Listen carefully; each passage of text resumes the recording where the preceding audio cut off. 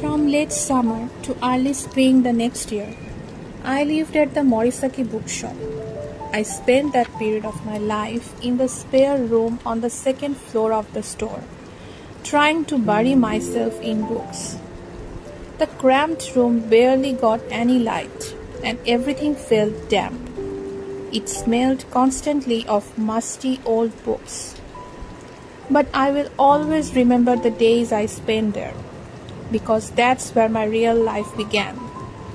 And I know without a doubt that if not for those days, the rest of my life would have been bland, monotonous, and lonely.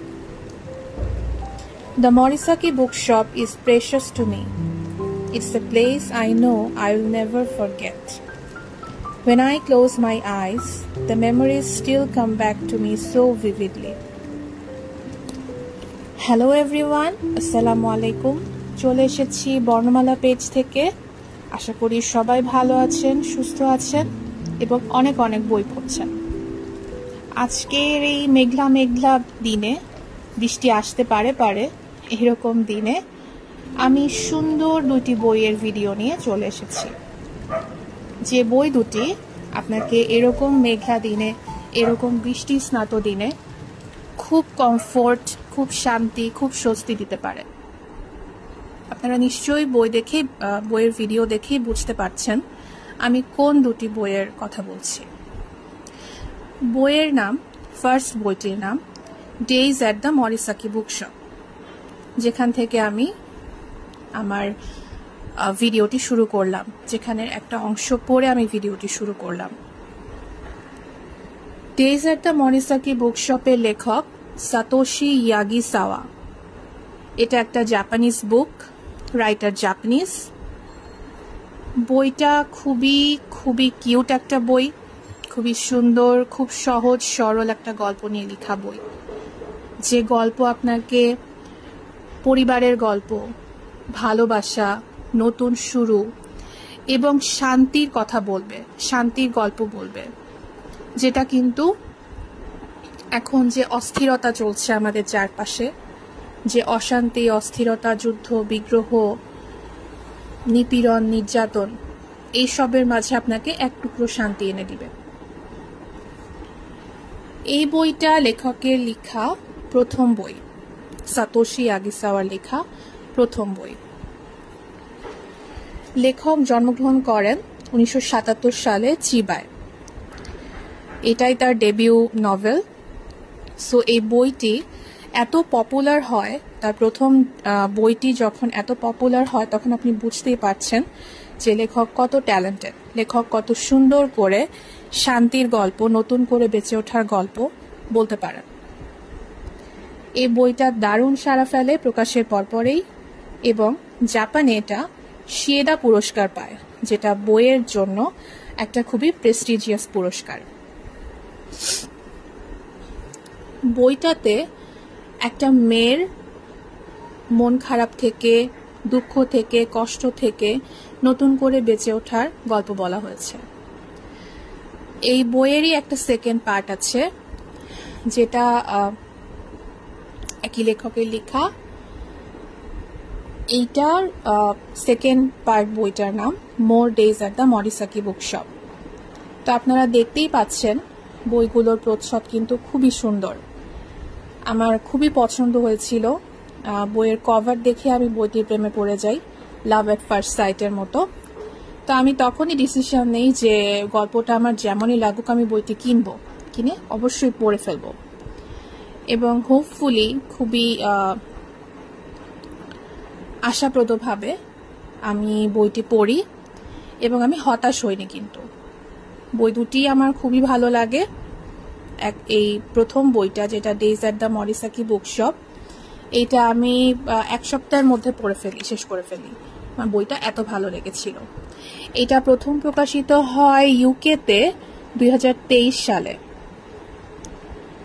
আর জাপানে এটা প্রকাশিত হয়েছিল কিন্তু 2010 সালে। So এটা কিন্তু অনেক আগের বই, বাট আমাদের কাছে রিসেন্টলি পরিচয় পায় বা পরিচিতি পায়, কারণ আমরা যেহেতু জাপানিজ ভাষায় বই পড়ি না, ইংলিশ ভাষায় বই প্রকাশিত না হলে আমরা কিভাবে পড়ব যারা আমরা জাপানিজ পারি না।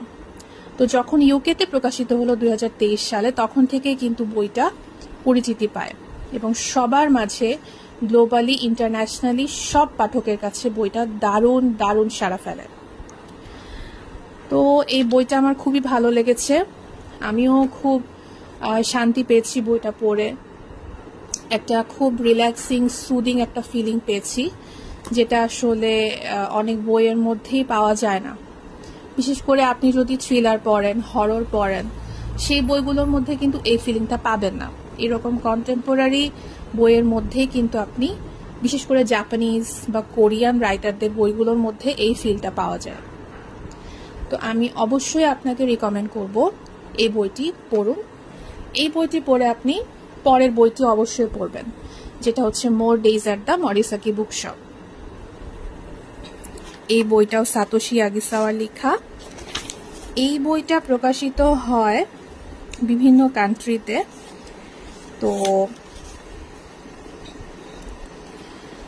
2023 সালে যখন প্রথম বইটা প্রকাশিত হয়, তার পরের বছরই 2024-এই কিন্তু আমরা পরের বইটি ইংলিশে পেয়ে যাই। এই বই দুটোর বাংলা অনুবাদও আছে, কিন্তু আমার কাছে আসলে বাংলা অনুবাদ বেছে বের করা যে কোন লেখকের বাংলা অনুবাদ ভালো, যেটা আসলেই গল্পের মূল এসেন্সটা বের করে আনতে পারবে, এটা একটা খুব কঠিন কাজ মনে হয়।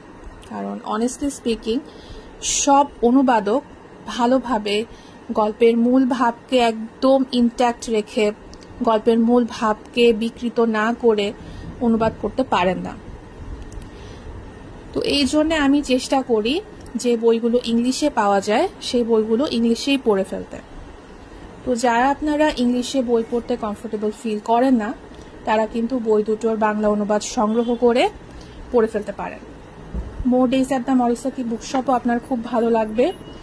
এইটা প্রথম বইটারই কন্টিনিউয়েশন। সো আশা করি যে আপনাদের বই দুটো পড়ে অনেক ভালো লাগবে, অনেক শান্তি খুঁজে পাবেন। এরকম মেঘলা মেঘলা দিনে আপনি যখন এরকম একটা বই নিয়ে বসবেন, আপনার মনই জুড়িয়ে যাবে, একটা প্রশান্ত অনুভূতিতে আপনার মন কিন্তু ছেয়ে থাকবে। তো আমরা কি চাই আসলে?